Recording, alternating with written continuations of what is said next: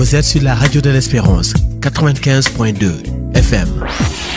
Comme vous vous y attendez, je vais m'appesantir sur les aspects cliniques, en commençant par les aspects thérapeutiques.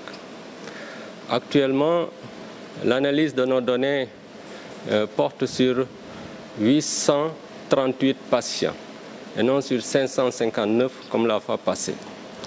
Et parmi ces 838 patients, nous avons 727 patients âgés de plus de 12 ans.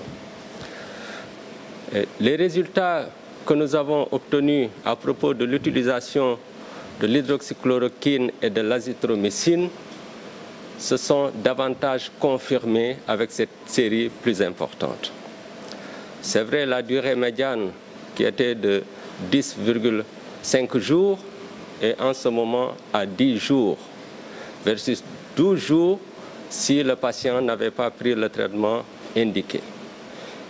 Mais avec une différence statistiquement très significative. Je ne rentrerai pas dans ces détails techniques. C'est aussi un traitement bien toléré parce que la prévalence des effets secondaires est entre 2 et 3%. Et plus important encore, tous les patients qui ont pris ce traitement en stade précoce de la maladie n'ont pas eu de complications et aucun n'est décédé. Ces résultats sont importants. C'est vrai, il faut empêcher la survenue de complications, la survenue de décès, mais la réduction de la durée d'hospitalisation a un impact sur le psychisme du patient. Quand on dure dans un centre de traitement en isolement, à la longue, ça peut entraîner un stress qui peut être préjudiciable. Donc réduire cette durée d'hospitalisation, ne serait-ce que de 2 jours, est un élément important. L'autre fait que je voudrais souligner, c'est que, vous ne l'ignorez pas, il y a une tension sur la disponibilité de lits au niveau des centres de traitement. C'est pour cela que la prise en charge à domicile est encore indiquée en ce moment. Il faut s'adapter au contexte. Libérer des malades nous permet de prendre en charge aussi d'autres malades qui ont des facteurs de gravité ou des facteurs de survenue de complications. Et enfin, sur le plan économique, chaque malade coûte très cher à l'État. Avec cette réduction de 2 jours, c'est plusieurs milliards de francs CFA qui seront économisés par l'État du Sénégal. Je parlais tout à l'heure à un de nos spécialistes en économie de la santé pour lui dire de faire une étude là-dessus.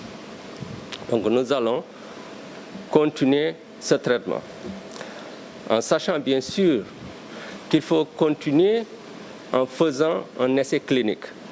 Si on s'était basé sur l'essai clinique, on n'aurait pas commencé le traitement jusqu'à ce jour. Pour preuve, il n'y a aucun traitement validé au niveau mondial au moment où je vous parle. Même l'OMS n'a pas encore terminé son étude. Tout ceci pour expliquer pourquoi agir en tant que médecin peut parfois être différent d'agir en tant que chercheur. Mais en dehors des traitements, je voudrais parler des signes cliniques. Au début, on se focalisait beaucoup sur la fièvre et les signes respiratoires. L'éternuement, la toux, les difficultés respiratoires.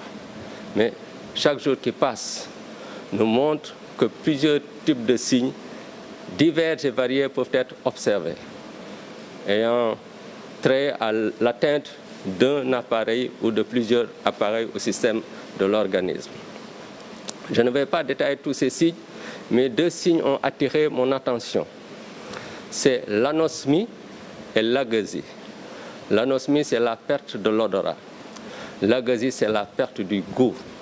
Plus précisément, un trouble de la perception du goût du salé, du sucré, de l'amer, de l'acide et même du goût du glutamate de sodium. Ces signes sont évocateurs de Covid-19 durant cette période. Je ne dis pas spécifique parce qu'on peut les voir dans la grippe et dans d'autres pathologies. Mais dans plus de 50% des cas, les patients qui présentent ces signes, quand ils sont testés au Covid-19, s'avèrent véritablement être infectés par le virus SARS-CoV-2. Je vais donc inciter à ceux qui présentent ces signes de s'auto-isoler pour éviter de contaminer leur entourage, mais aussi de saisir la cellule d'alerte pour que le nécessaire soit fait pour une meilleure prise en charge dans les meilleurs délais. L'autre élément sur le plan clinique qu'il me paraît essentiel de souligner, c'est la possibilité de survenir de séquelles. Les séquelles peuvent être de plusieurs ordres. Même si ce n'est pas courant, c'est important d'avoir cela à l'esprit. Et je le souligne parce que j'aimerais que les patients qui ont eu un rendez-vous, que ces patients-là respectent ces rendez-vous qui leur sont donnés. Je peux donner l'exemple des séquelles respiratoires, la fibrose pulmonaire qui peut survenir chez des patients qui ont eu des lésions pulmonaires étendues durant la maladie. Un rendez-vous leur est donné en général 3 mois après la sortie pour faire le bilan de la situation.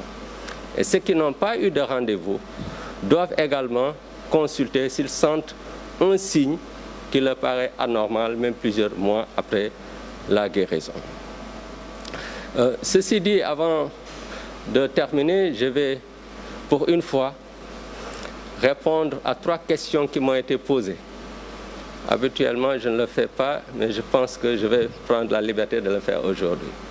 La première question m'a été posée par Saleh Gueye de Seneweb, qui pose des questions à propos du Covid organique, où il parle de lenteur. À l'heure actuelle, même l'OMS n'a pas fini son étude. Alors que dire d'une étude qui porte sur un produit dont on ne connaissait pas encore tous les constituants?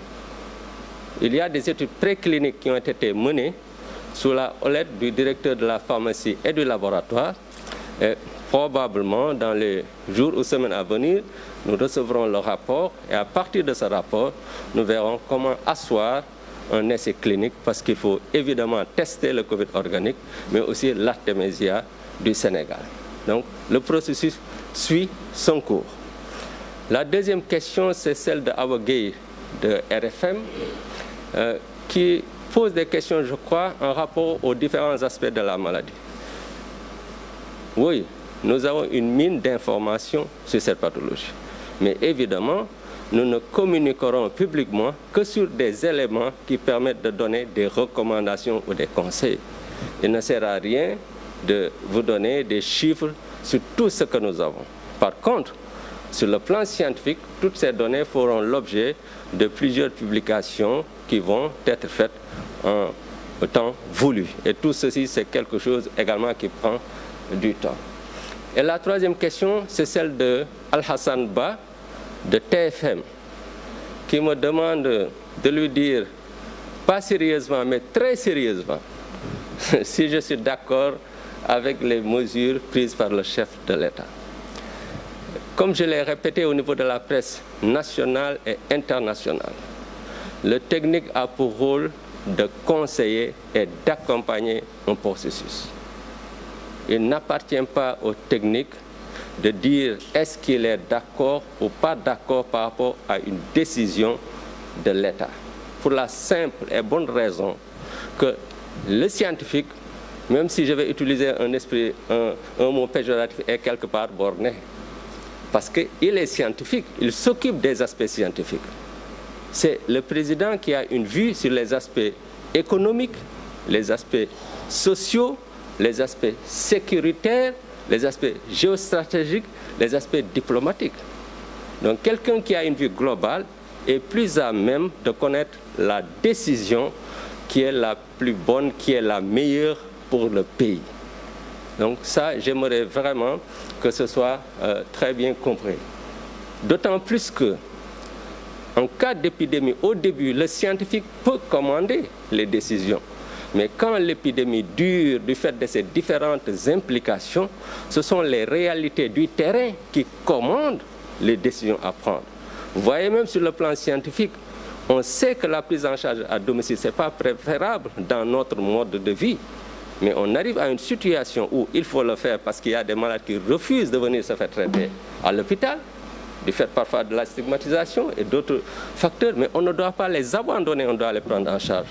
On ne peut pas aussi mettre l'accent sur ces patients quand nous avons une tension au niveau des lits, qu'on risque de ne pas hospitaliser des gens qui ont des facteurs de risque. Donc, il faut être souple, mais expliquer clairement, sereinement et honnêtement les décisions qui sont prises ainsi que les changements. Donc, voilà la réponse très honnête que je donne à M. Al-Hassan Ba.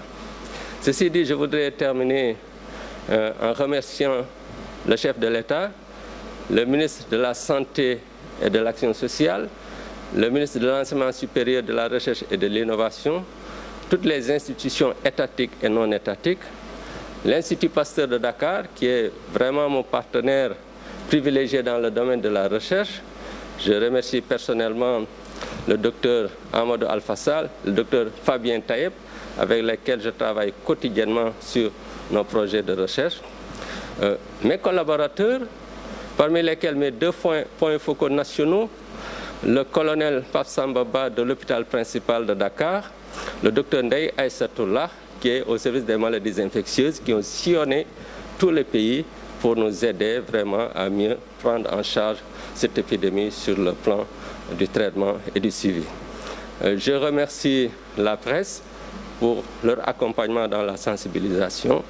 Je remercie tout le peuple sénégalais pour leur accompagnement et leur prière, en disant que la communauté fait beaucoup d'efforts. Moi, j'en suis convaincu, malgré toutes les critiques, nous devons quand même continuer à faire de la sensibilisation. Je vous remercie de votre attention. Vous êtes sur la radio de l'Espérance, 95.2 FM.